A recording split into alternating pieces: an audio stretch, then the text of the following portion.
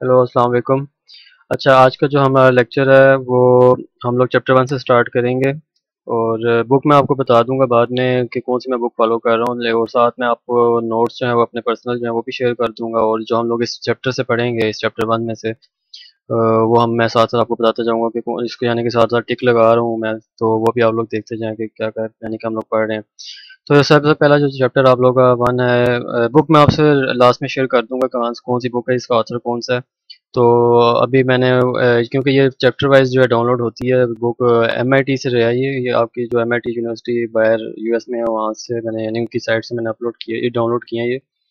तो चैप्टर 1 जो है आप लोगों का वो आपका वेक्टर एनालिसिस से रिलेटेड है। इसमें आपका सबसे पहले ओवरव्यू है कि आपका वेक्टर्स किस तरह यानी कि एडिशन इनकी कैसे होती है कोऑर्डिनेट वाइज जो है।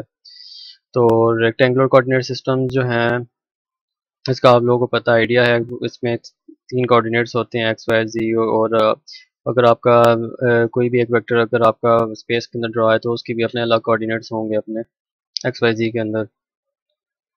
तो ये ओवरव्यू जो है, ये जो आपको भी बाद में चीज़ें बताऊंगा, ये मैं इसमें से जो चीज़ें पहले आपको बताने वाली वो सबसे पहले हम लोग डिस्कस करेंगे। तो अगर हम आए आप वेक्टर एनालिसिस के ऊपर, यानी कि वेक्टर अलजेब्रा जो है आप लोगों का, स्केलर्स और वेक्टर्स के बारे में हम लोग सबको ही पता है कि स्केलर्स क्या होते हैं और वेक्टर क्वांटिटीज कौन कौन सी होती हैं।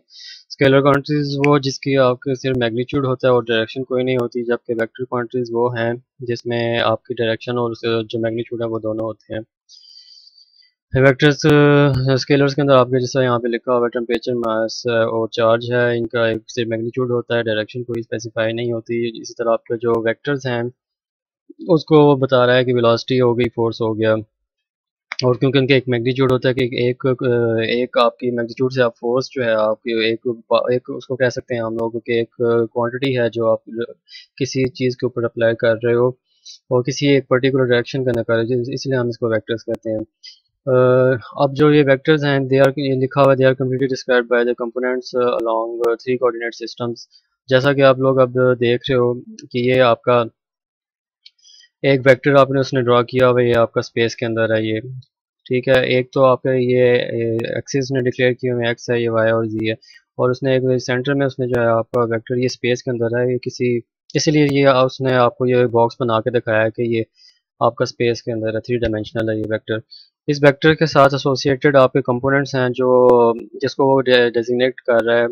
आपका जो जी की डायरेक्शन के अंदर है वो आपका ये वाला कंपोनेंट है, आपका ए जी, इस वेक्टर के से रिलेटेड जो है।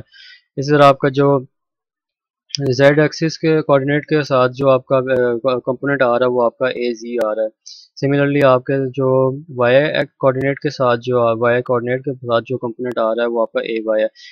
याद है कि मैं इसमें कोऑर्डिनेट्स जो जब बात करूंगा तो उसमें आपके कोऑर्डिनेट्स ये आई एक्स, आई वाई और आई जी होंगे। और जब मैं कंपोनेंट्स की बात करूंगा तो उसमें आपके कंपोनेंट्स जो होंगे एसोसिएटेड विद दिस वेक्टर जो हैं आपके, वो आपके कंपोनेंट्स ये वाले होंगे, ए एक्स जो कि आपके एक्स कोऑर्डिनेट की डायरेक्शन के अंदर है, और आपका ए वाई जो आपकी वाई कोऑर्डिनेट की डायरेक्शन के अंदर है, और आपका ए जी जो आपकी जेड कोऑर्डिनेट की डायरेक्शन के अंदर है। ठीक है, जिनको मिक्स अप नहीं करना, मैं इसमें आपको पहले ही आपको मैंने चीज़ स्पेसिफाई कर दी, कंपोनेंट्स क्या आए हैं, कोऑर्डिनेट्स क्या आए हैं और वेक्टर क्या है। वेक्टर के जो है कंपोनेंट्स होते हैं वो हम देख लेते हैं इसमें यहाँ पे। जिस तरह ये आपका एक वेक्टर है, इसके साथ इसके कंपोनेंट्स आइडेंटिफाई किए हुए हैं और उसके कोऑर्डिनेट भी साथ बताया गया कि कौन से कोऑर्डिनेट के साथ उसका रिलेशन है, कौन से कोऑर्डिनेट के साथ लिंक कर रहा है ये। जिस तरह ये कंपोनेंट्स आपके ए एक्स, ए वाई और आपका ए जी जो है। और फिगर में अगर हम लोग देखें इसका मैग्नीट्यूड जो है, ऑब्वियसली वो आपका मैग्नीट्यूड आपको लेना आता है कि अंडर रूट स्केयर रूट ए एक्स, इस ये जो कंपोनेंट्स आपके ए एक्स, ए वाई, ए जी, इन सब का स्केयर और स्केयर रूट आ जाता है, ये मैग्नीट्यूड हम लोग लेते हैं इस तरह। अब इसमें अगर आप देखो तो वो ये कहता है कि ये जो कंपोनेंट्स आपके ए एक्स, ए वाई, ए जी जो है आपके सारे स्केलर्स हैं, ऑब्वियसली ये स्केलर्स ही हैं क्योंकि इनकी कोई डायरेक्शन नहीं स्पेसिफाई हुई, डायरेक्शन तो सिर्फ उसकी है, वेक्टर की है वाली, जो आपका ए वेक्टर ये है। तो direction of each component is given by the unit. अच्छा, ये जो आप किसने वर्ड वर्ड लिखा है यहाँ पे, यानी कि जो सॉरी वर्ड का सेंटेंस लिखा है, direction of each of the components is given by the unit vector, वो ये कहना चाह रहा है कि अगर आपने ये जो कंपोनेंट है आपका ए एक्सिस की अगर आप लोगों ने फाइंड करना है, यानी कि यूनिट वेक्टर जो है वो यूनिट वेक्टर हम लोग फाइंड कर सकते हैं इस तरह। मैं साथ साथ नोट्स भी मैं साथ शेयर करूंगा कि मैं थोड़ा सा उसको भी रेफरेंस दूंगा मैं, ताकि चीज़ों को समझने में आसानी हो सपोर्ट मिल सके। अच्छा, अब ये यूनिट वेक्टर फॉर एग्जांपल वो जो यूनिट वेक्टर की बात कर रहा है ना, फॉर एग्जांपल अगर आपका एक वेक्टर बी है और वहाँ पे वेक्टर ए था, यहाँ पे मैंने वेक्टर बी लिया हुआ है, तो वो कह रहा है कि जो उसके साथ कंपोनेंट है आपका जो बी एक्स, सपोज वो जो ए एक्स है वहाँ पे, तो यहाँ पे उसका यूनिट वेक्टर जो होगा वो आपका ये डिफाइन किया जा रहा है यहाँ पे ए बी के साथ। तो A B is B over नीचे मैग्नीट्यूड आ जाएगा, ये इसका यूनिट वेक्टर है। सिमिलरली अगर हम लोग यहाँ पे अगर सॉरी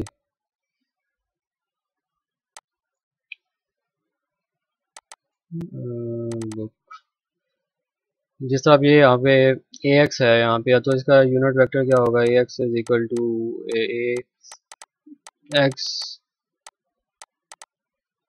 ठीक है, और डिवाइड में मैग्नीट्यूड आ जाएगा इसका यहाँ पे, ठीक हो गया। तो ये चीज़ वही है, आपको तो स्पेसिफाई मैंने की हुई है, जिस तरह ये B equal B over magnitude of B of, तो यहाँ पे भी ऐसे ही है। यहाँ पे आपका ए एक्स है यूनिट वेक्टर जो इसने जो सेंटेंस में आप देखें इसको ये बता रहा है ये। अच्छा, अब multiplication of vector by scalar, वो कहता है कि अगर हमें एक स्केलर क्वांटिटी है कोई भी, अगर आपका फॉर एग्जांपल कोई भी वैल्यू है, ए है या बी है सी है, या उसकी कोई वैल्यू बनती है 2 4 5 जो है, अगर वो आप मल्टीप्लाई करते हो वेक्टर के साथ, तो वो उसका मैग्नीट्यूड इंक्रीज कर जाएगा, जैसे कि वो बता रहा है एस ये चीज़। ये आपका ए वेक्टर है, उसके साथ में मल्टीप्लाई किया है, उसके जितने भी कोऑर्डिनेट्स के थे उसके वो स्केलर क्वांटिटी जो मल्टीप्लाई हो जाएगी। और अगर आपका स्केलर जो है आपका नेगेटिव है, obviously the direction of the vector will be reverse. ये तो आप जाहिर सी बात है, अगर माइनस ए के साथ है तो ये सारी डायरेक्शन जो है कोऑर्डिनेट्स की कंपोनेंट्स की वो आपकी रिवर्स हो जाएंगी। हम आगे चलते हैं तो हम देखते हैं एडिशन और सब्ट्रैक्शन को, कि हम एडिशन और सब्ट्रैक्शन कैसे कर सकते हैं। तो इसमें अगर आपके पास ये वेक्टर बी शो हो रहा है जिसमें आपके कोऑर्डिनेट्स गिवन है विद कंपोनेंट्स, और आपका आपने फाइंड करना है ए एंड बी, अगर आपने ए प्लस बी करना है आप लोगों ने अब हम इन लोग इसकी एडिशन देखने जा रहे हैं। फॉर एग्जांपल अगर आपका एक वेक्टर ये है, ये ए है वेक्टर आप लोगों का, और आपका ये बी है वेक्टर, तो आपका ए प्लस बी जो होगा आपका ये सेंटर से आपका ड्रा होगा, जो कि आपका डायगोनली जाएगा आगे, यानी कि फॉरवर्ड होगा यहाँ तक। और ये याद है कि जब आप एडिशन अभी होगी जब आपका ये पैरेललोग्राम बनेगा, जिस तरह के बना हुआ है ये चीज़। सिमिलरली अगर आप लोगों ने ए माइनस बी करना है, तो ए माइनस ये जो सारा कुछ यहाँ पे लिखा हुआ है, मैं इसको आपको इस डायग्राम के थ्रू बता रहा हूँ। तो ए माइनस बी अगर आप लोग करना है, तो आपका वेक्टर अगर ये है तो आपका बी है, तो आपने फिर माइनस बी जो है मतलब आपको उसकी डायरेक्शन रिवर्स करनी पड़ेगी, तो ये आपका माइनस बी इस तरह हो जाएगा। फिर आपका जो सेंटर से पॉइंट जो निकलेगा, जो वेक्टर निकलेगा, वो आपका ए माइनस बी को रिप्रेजेंट करेगा, क्योंकि ये डायगोनल आपको लाजमी बनाना है। सभी आपकी एडिशन और सब्ट्रैक्शन होती है। और इस तरह अगर आप लोगों ने फॉर एग्जांपल ये थर्ड केस है, अगर आपका वेक्टर एक वेक्टर रीजन से शुरू हो रहा है, दूसरा वेक्टर जो है उसके हेड से शुरू हो रहा है, ये जिस तरह ये बी है, तो फिर इसमें एडिशन जो होगी वो आपकी इस तरह की एडिशन होगी कि जो एक नया वेक्टर आपके पास आएगा ऐड हो गया, ए प्लस बी जो होगा उसका जो हेड टेल होगा वो एक पहले वाले वेक्टर के टेल के साथ होगा, हेड जो होगा दूसरे वाले हेड के साथ होगा, ये आपका ए प्लस बी है। सिमिलरली अगर आपने ए माइनस बी करना तो ऑब्वियसली आपका जो है वो जो बी है आपका वो आपकी रिवर्स डायरेक्शन यहाँ आने की यहाँ पे चली गई आपकी रिवर्स डायरेक्शन, और आपका फिर ये आपका ए माइनस बी को रिप्रेजेंट कर रहा है। आई होप ये क्लियर होगी होगी बात आपको। हमेशा आपकी जो एडिशन होगी सब्ट्रैक्शन होगी वो डायगोनल के अंदर होगी।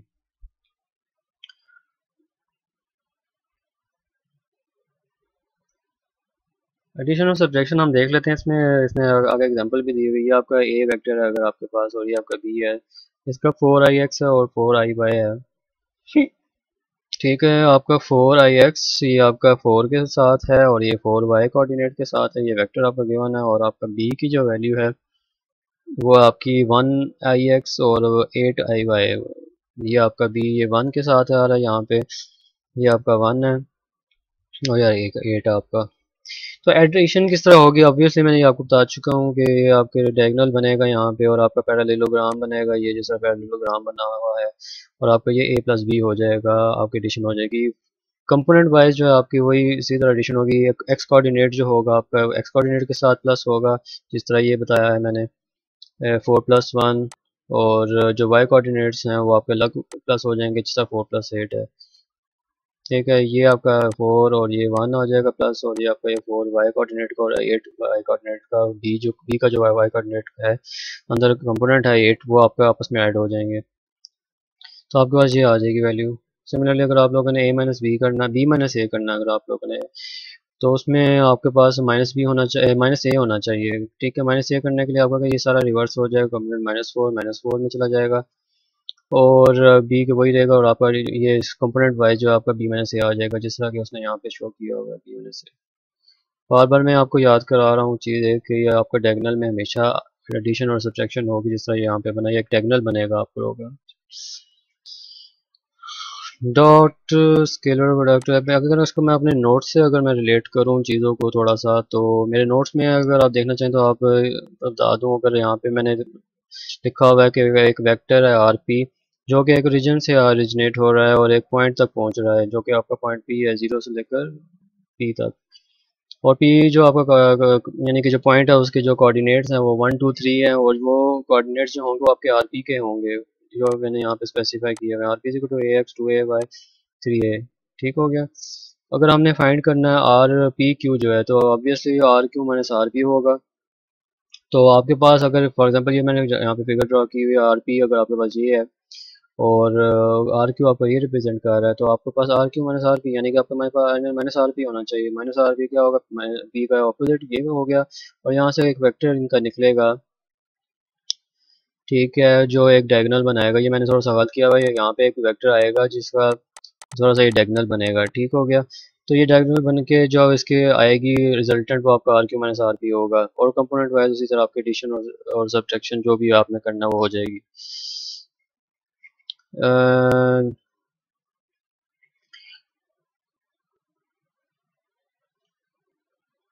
जैसा ये यहाँ पे इसमें बताई हुई एडिशन और सब्ट्रैक्शन, वैसे एडिशन और सब्ट्रैक्शन मैंने आपको वहाँ पे बता चुका हूँ, ये आप लोग एग्जांपल खुद कर ले, देख लें इसको किस तरह बताई हुई है इसने। आर एम एन ये प्लस करना है, ये मैग्नीट्यूड लेना है आपने, ये आपका यूनिट वेक्टर आपने कैसे कैलकुलेट, यूनिट वेक्टर का मैं आपको बाद में बताता हूँ थोड़ी देर तक, और ये आपने कैसे करना है। तो ये यूनिट वेक्टर्स आपको मैं बता देता हूँ थोड़ी देर में। ठीक है, और अगर हम लोग आगे जाएँ तो हमारे पास एक नया टॉपिक आता है डॉट प्रोडक्ट। जो डॉट प्रोडक्ट के बारे में आपको सबको पता है कि ए डॉट बी जो है, दो वेक्टर्स हों तो उनका डॉट प्रोडक्ट हो तो ए बी कॉस थीटा आ जाता है, और जो उनके आपस में एंगल बन रहा है, जैसे कि अगर एक वेक्टर ये है और एक वेक्टर बी ये है, तो इनके दरमियान में जो एंगल है वो थीटा है, और जो projection of A on V है वो आपका ए कॉस थीटा को रिप्रेजेंट कर रहा है।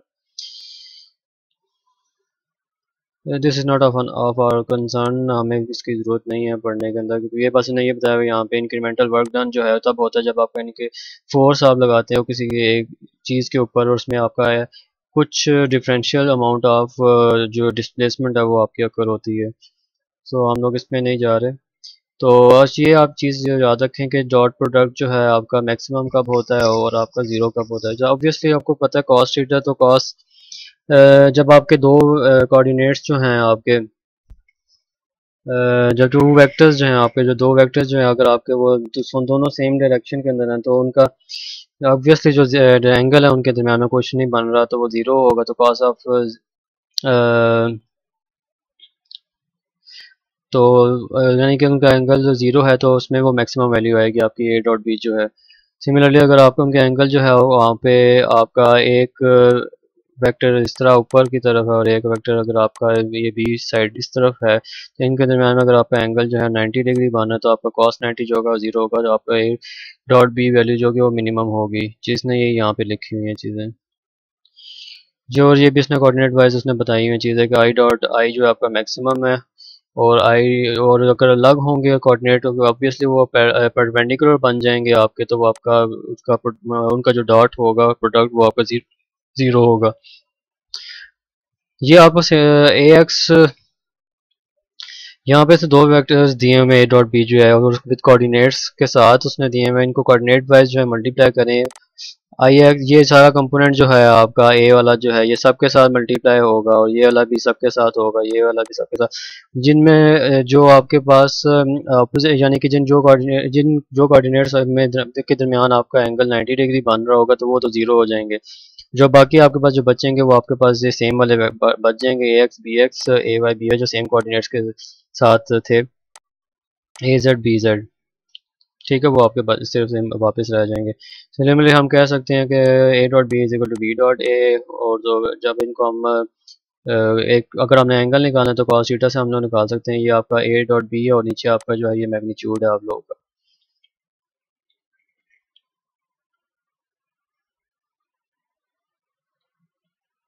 ये आपका मैग्नीट्यूड है, ये अलग अलग लेना होता है आपने मैग्नीट्यूड। ठीक है, थीटा आप यहाँ से कॉस इनवर्स कर लोगे तो आपके पास एंगल आ जाएगा। अब यहाँ एग्जांपल इसको फिर देखते हैं। इसमें एग्जांपल जो है आपके पास ये वेक्टर है ए, जिसमें आपके दो कोऑर्डिनेट्स हैं आई एक्स आई वाई, और बी के पास सिर्फ एक कोऑर्डिनेट, दूसरा कोऑर्डिनेट जीरो है। तो इसमें हम लोगों ने एंगल फाइंड करना है। तो एंगल हमने फाइंड करना है तो क्या होगा, ए एक्स एक्स के जो कोऑर्डिनेट होंगे जो वो आपके सिंपली मल्टीप्लाई हो जाएंगे इसमें 103 और क्या इसमें लिखा हुआ है इसने आई एक्स 103 और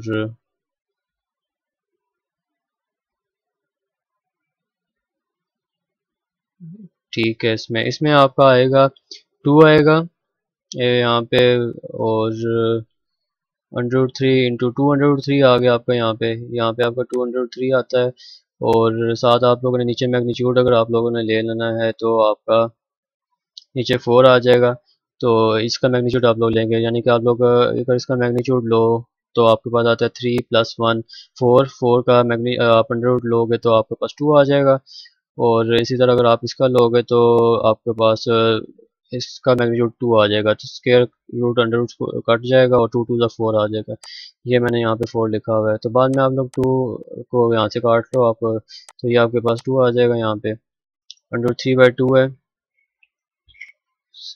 इसमें ठीक हो गया, √3/2 आके आपके पास आ गया। और theta equal to cos inverse ये कर दो, आपके पास 30 डिग्री आ जाएगा।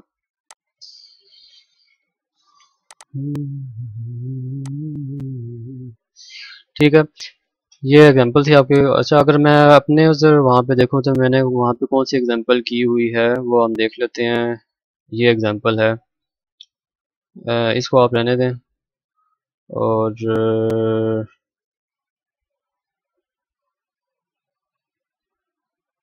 इसको हम देख लेते हैं। तो उसमें क्या क्या 3 वर्टिसेस ऑफ ट्रायंगल हैं, और वो उसमें आपके पास 3 वर्टिसेस ऑफ ट्रायंगल है ए बी सी जो है, और फाइंड आपने करना है आर ए बी। और ए बी सी जो है ये आपके पास ट्रायंगल है A B C. A B आपने फाइंड करना, तो आप वही बात है कि आपका R B minus R A हो जाएगा, और कोऑर्डिनेट वाइज आपकी जो है ये माइनस हो जाएंगे वैल्यूज।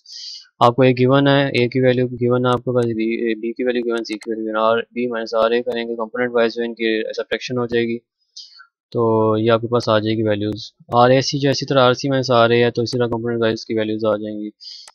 बी पार्ट में हम लोगों ने ये करना था। और सी पार्ट में क्या एंगल कह रहा है, वो कह रहा है the angle theta B A C at vertex A. कह रहा है एक एंगल फाइंड करना चाहिए जो आपका ए के ऊपर वर्टेक्स के ऊपर बना हुआ है, जो आपका थीटा बी ए सी है। तो हमने इसमें क्या करना है, A B dot A C equal to, ये आपका वही वाला फार्मूला ए डॉट बी वाला। तो इसमें आपके पास दो वेक्टर्स के दरमियान में जो एंगल बन रहा है ए बी और ए सी के दरमियान में vector angle theta A B C, ये आपने फाइंड करना है। तो अब हमारा डॉट प्रोडक्ट क्या होगा, A B dot A C equal to उसके magnitude of A B magnitude of A C cos theta B A C. A B dot A C जो है आप लोग यहाँ से फाइंड कर सकते हैं। ए बी जो है आपके पास ये है, आपने फाइंड किया हुआ है -8 4 -6, ये आपके फाइंड किया हुआ। और ए सी आपके पास ये -9 2 3, आपके पास 62 आ गया। और ये सी का आप लोग मैग्नीट्यूड निकालें ए बी का, तो आपके पास मैग्नीट्यूड निकालेंगे इसका, तो आपके पास आ जाएगा 106 116 119 194। सिमिलरली इनको वैल्यूज को पुट करें आप लोग, और आपके पास theta is equal to cos inverse this करें एंगल, तो आपके पास एंगल आ जाता है 53.6 डिग्री आ जाता है। और अगर हमने इसको, अभी हम आगे चलते हैं। नहीं, अभी आपको एक चीज़ और बता दूं। अब वो कहता है कि हमने vector projection of R A B on R A C find करना है, बी पार्ट जो है, यानी कि ये ए बी है ये ए सी है, तो इसका जो प्रोजेक्शन है ए बी का ऑन ए सी, ये प्रोजेक्शन मैंने बताया हुआ है ए सी के ऊपर, ये फाइंड करना है आपने।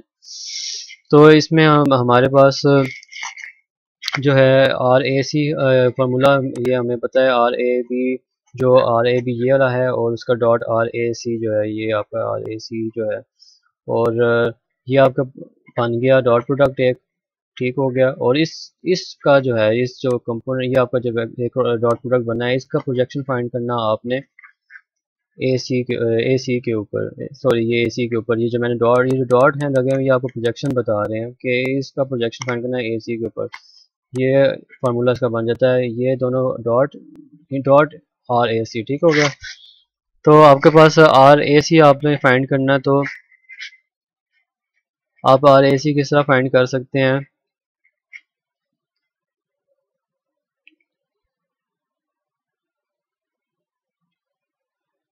इसका आपके पास जो है यूनिट वेक्टर मालूम होना चाहिए। आपका आर ए सी जो है आपका इसको आप यूनिट वेक्टर कहेंगे, क्योंकि इसका जो ये जो आपको बता रहा है आपका, ये आपका यूनिट वेक्टर को डिक्लेयर करता है। यूनिट वेक्टर आप लोगों ने फाइंड करना है, तो उसके लिए आपका ये फार्मूला है। इससे पहले अगर मैं आपको ये चीज़ बताऊं, तो आपको पहले वो दूसरी चीज़ बता देनी चाहिए, यूनिट वेक्टर ये है क्या चीज़ है, जो मैंने आपको नेक्स्ट मैंने बतानी थी इसमें। वो जो बात की थी यहाँ पे, सॉरी यहाँ पे वो बात रहेगी यूनिट वेक्टर की। यूनिट वेक्टर इसमें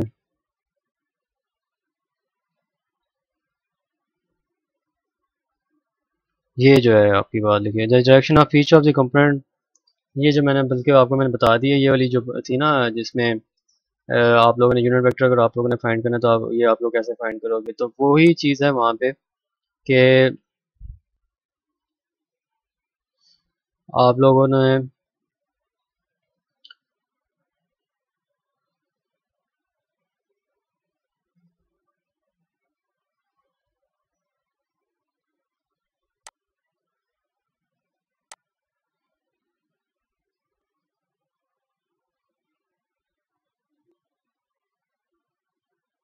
ठीक है, आप लोगों का यूनिट वेक्टर जो है उस तरह फाइंड होगा। ये आगे आप जाएंगे तो उसमें और भी डिटेल आएगी यूनिट वेक्टर की। तो पहले आपने इसका जो, जब वो बात करता है प्रोजेक्शन की, यानी कि किसी के ऊपर इसका प्रोजेक्शन पड़ रहा है, तो वो आप लोगों को समझे कि उसने यूनिट वेक्टर फाइंड करने के लिए कहा हुआ है, जिसमें आपका आर सी जो है, आर ए सी जो आपका यूनिट वेक्टर है यहाँ पे, ये आपका R A C over R magnitude this हो गया। आर ए सी आप लोगों ने ये फाइंड किया हुआ है। ये आपका जो होगा ना, ये मैंने यहाँ पे कैपिटल वर्ड लिखा हुआ है, लेकिन ये आपका स्मॉल आर ए सी होगा, क्योंकि ये प्रोजेक्शन की बात कर रहा है।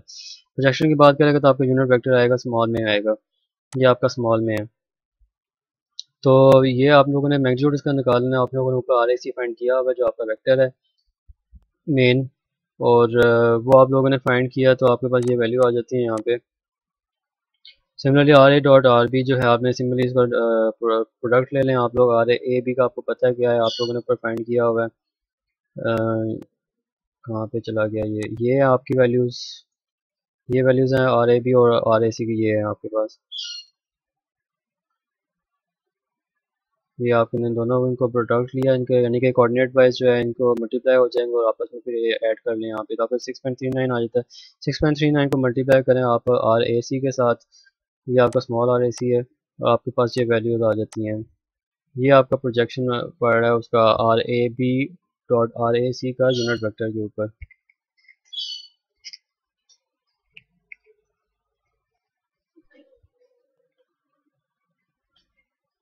नेक्स्ट टॉपिक हम लोग देखते हैं क्रॉस प्रोडक्ट के ऊपर।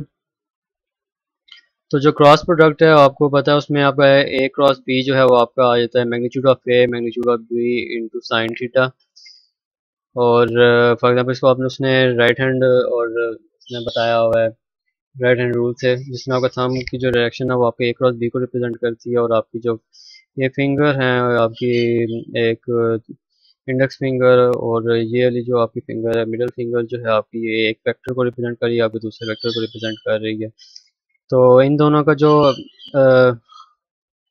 क्रॉस होगा आपका, एक चीज़ मैं आपको यहाँ पे बता दूं, A cross B is defined as a vector perpendicular to both A and B, ठीक है। और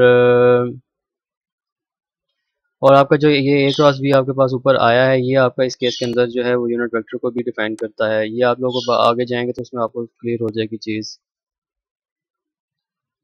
ए cross B is equal to A B sine theta,